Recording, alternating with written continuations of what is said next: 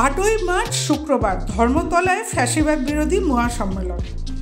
দেশ বাঁচাও বাংলা কমিটি বা ডিবিবিসির পক্ষ থেকে এই সমাবেশের আয়োজন করা হয়।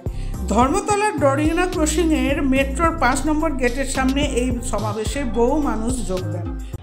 মজদুর, মধ্যবিত্ত, ছাত্র যুবক, নারী, মহিলা সমাজ সমস্ত একজোট বাঁধবে, এসসি এসটি ওবিসি মাইনরিটি একজোট বাঁধবে, বেঁধে তোমাকে দিল্লির সিংহাসন থেকে সরিয়ে দেবে। যেখানে মহিলা সমাজ ছিল আন্দোলনের সামনে, সেই বিপ্লব জিতে গেছে।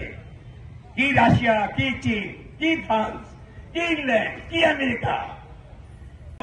একদিন কি বাংলার একদিন। বাংলার মানুষ 42টা কেন 4টি আসন তোমাকে দেবে না, 2টি আসন দেবে না, শূন্য হাতে ফিরে যাবে তুমি। ওই অভিষেক ব্যানার্জি বলল না, সারেন্ডার করবো না, এ হচ্ছে বাপকে নেতা, এদের পিছনে লেগেছে সিবিআই, এই হচ্ছে মোদীর গণতন্ত্র।